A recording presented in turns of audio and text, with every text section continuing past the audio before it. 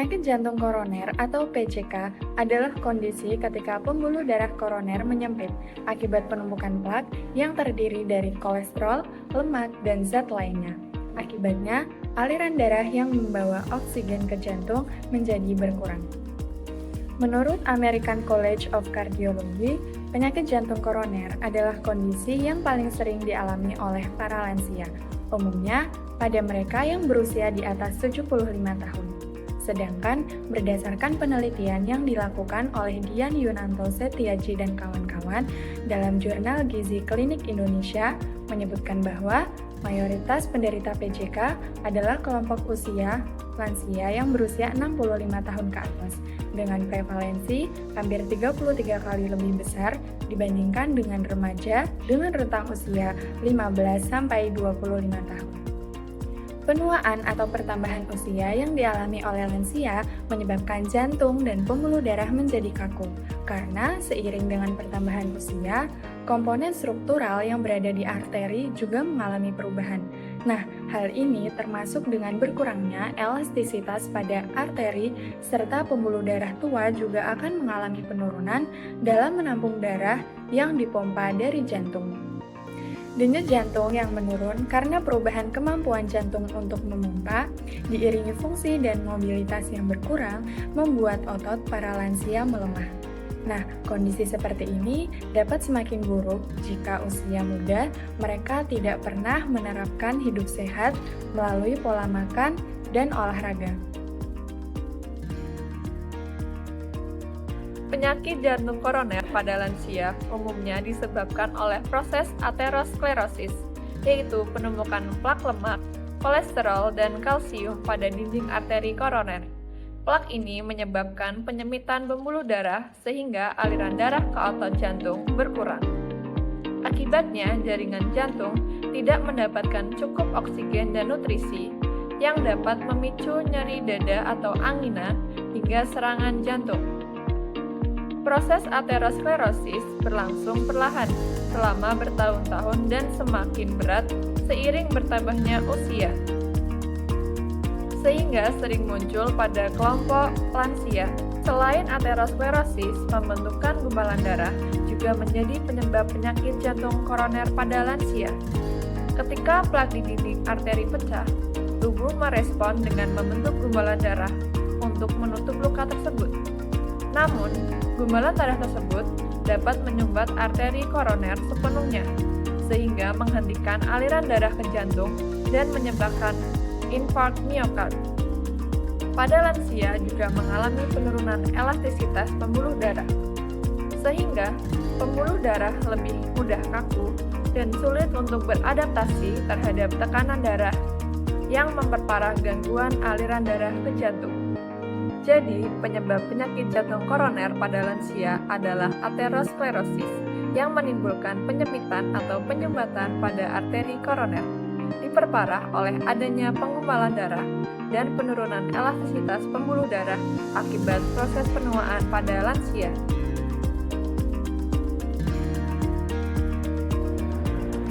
Faktor risiko yang tidak dapat diubah.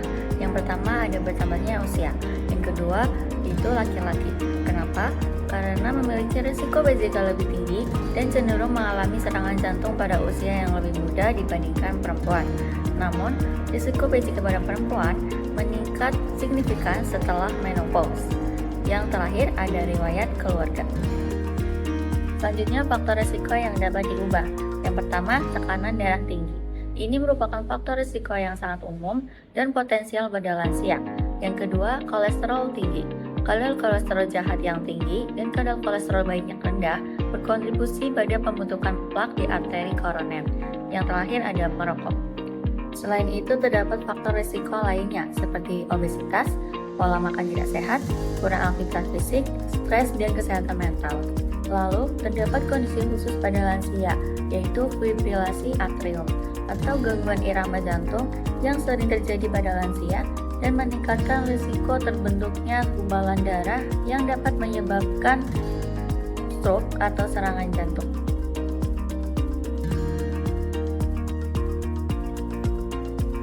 Gejala penyakit jantung koroner atau PJK pada lansia bisa mirip dengan orang dewasa pada imun seringkali lebih samar atau tidak khas.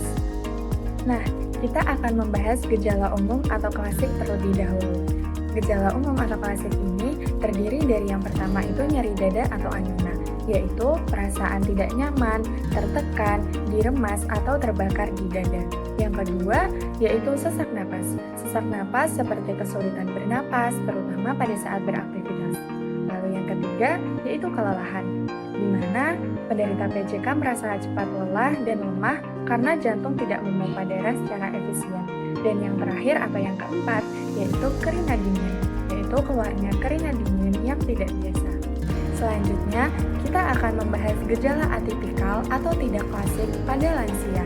Lansia sering mengalami gejala yang berbeda dari nyeri dada klasik yang telah kita bahas sebelumnya.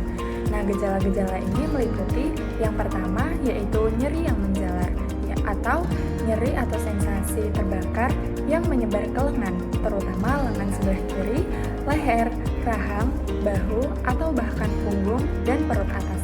Yang kedua, yaitu pusing atau pening, di mana merasa seperti akan pingsan. Yang ketiga, yaitu mual dan muntah, sensasi mual yang mengganggu. Yang keempat, yaitu detak jantung tidak teratur atau aritmia, di mana jantung berdebar tidak teratur atau terlalu cepat.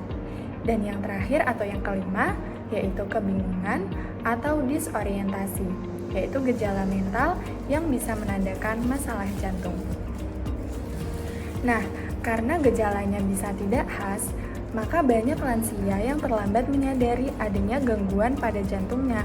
Itu sebabnya pemeriksaan rutin menjadi sangat penting. Pada lansia, penyakit jantung koroner terjadi karena proses penumpukan lemak dan kolesterol di dinding pembuluh darah jantung yang disebut aterosklerosis. Sering bertambahnya usia, dinding pembuluh darah kehilangan elastisitas karena kadar kolagen meningkat dan elastin menurun, membuat pembuluh darah menjadi kaku. Kondisi ini diperparah dengan penurunan produksi nitrit oksida atau NO, yaitu zat alami tubuh yang berfungsi untuk melemaskan pembuluh darah. Ketika kadar nitrit oksida atau NO menurun, terjadi peradangan kronis. Aliran darah ke jantung jadi tidak lancar. Lama-kelamaan, plak yang menumpuk bisa pecah dan memicu pembentukan gumpalan darah atau trombosis yang menyumbat arteri koroner. Kondisi ini pada lansia, mekanisme ini lebih cepat terjadi karena fungsi endotel dan sistem kekebalan tubuh sudah menurun. Akibatnya, risiko serangan jantung meningkat, terutama bila disertai hipertensi, diabetes, dan kolesterol tinggi.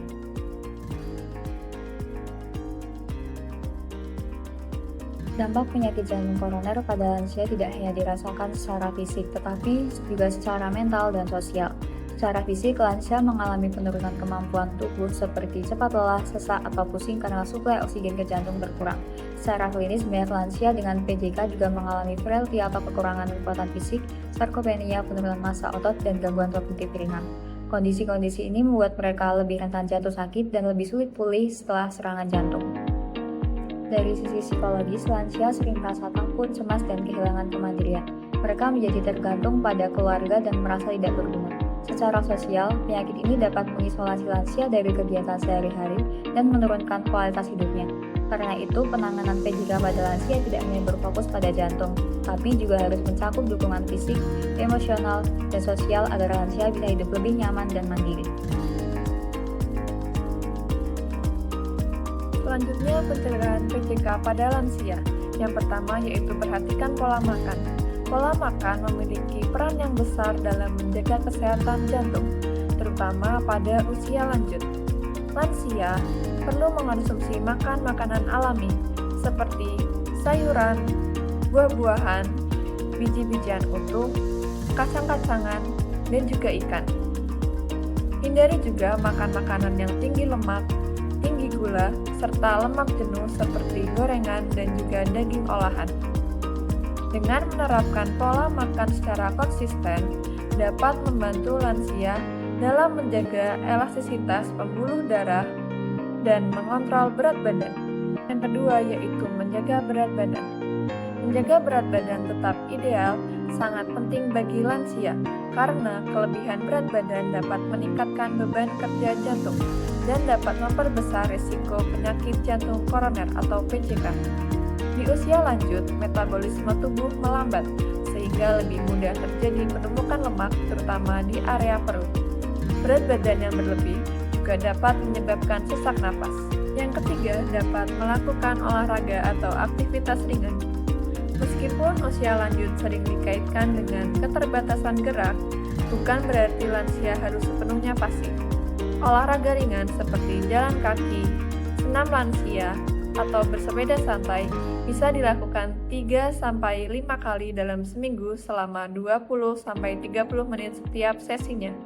Jika dilakukan secara rutin, lansia akan merasakan peningkatan energi, tidur lebih nyenyak, dan suasana hati yang lebih stabil. Namun, sebelum memulai program olahraga, sangat disarankan untuk berkonsultasi terlebih dahulu dengan dokter agar disesuaikan dengan kondisi fisik dan riwayat penyakit yang dimiliki. Yang keempat, mengontrol tekanan darah pada lansia. Risiko hipertensi meningkat karena elastisitas pembuluh darah menurun secara alami. Oleh karena itu, penting untuk memantau tekanan darah secara rutin, baik di rumah, menggunakan tensimeter digital, maupun saat kontrol ke fasilitas kesehatan. Idealnya, tekanan darah tetap berada di bawah 140/90 mmHg untuk lansia.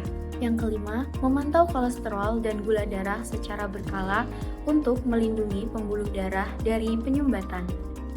Pada lansia, metabolisme tubuh tidak seefisien saat muda, sehingga kecenderungan penumpukan lemak, jahat atau LDL, dan peningkatan gula darah lebih tinggi meskipun pola makan tampak normal. Pemeriksaan laboratorium profil lipid atau kolesterol total LDL, HDL, dan trigliserida serta gula darah puasa sebaiknya dilakukan secara rutin setiap 3 hingga 6 bulan atau sesuai anjuran dokter. Yang keenam, mengelola stres dan kesehatan mental pada lansia. Stres emosional yang berkepanjangan dapat memberikan dampak buruk pada jantung, seperti meningkatkan tekanan darah, mempercepat detak jantung, serta memicu peradangan di pembuluh darah. Pada lansia, stres bisa timbul dari rasa kesepian, kehilangan pasangan, gangguan tidur, atau beban pikiran terhadap kondisi kesehatan. Aktivitas seperti meditasi ringan, doa, mendengarkan musik, berbicara dengan keluarga, atau mengikuti kelompok sosial lansia dapat membantu menenangkan pikiran dan memperbaiki suasana hati. Keseimbangan emosi yang baik dapat membantu menurunkan beban jantung. Yang ketujuh, tidur yang cukup. Tidur yang cukup dan berkualitas sangat penting bagi kesehatan jantung, terutama bagi lansia. Lansia umumnya membutuhkan sekitar 7 hingga 8 jam tidur setiap malam. Yang kedelapan, rutin mengonsumsi obat sesuai dengan resep dokter. Kepatuhan terhadap jadwal dan dosis obat adalah kunci keberhasilan terapi jangka panjang.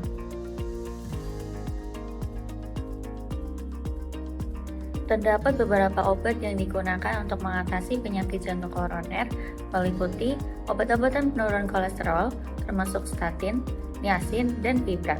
Obat-obatan ini membantu mengurangi kadar kolesterol darah sehingga mengurangi jumlah lemak yang menempel pada pembuluh darah.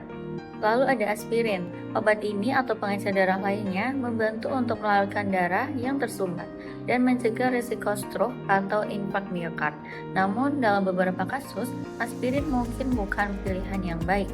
Aspirin harus digunakan dalam pengawasan dokter. Lalu ada beta blocker. Obat ini menurunkan tekanan darah dan mencegah risiko infark miokard. Yang terakhir, nitroglycerin dan inhibitor enzim yang mengubah angiotensin, yaitu obat yang dapat membantu mencegah risiko infark miokard. Selain pengobatan, terdapat juga operasi, seperti pemasangan stent untuk memperlebar arteri koroner yang menyempit. Lalu terdapat juga bedah koroner seperti operasi bypass jantung, yang menjadi pengobatan paling umum untuk PJK. Dokter juga dapat melakukan angioplasti jika diperlukan. Yang selanjutnya, mitos atau fakta. Mitos atau fakta, olahraga ringan justru berbahaya bagi lansia dengan risiko PJK. Jawabannya mitos, karena olahraga ringan dan teratur seperti jalan pagi atau senam lansia justru memperkuat jantung dan memperlancar sirkulasi darah.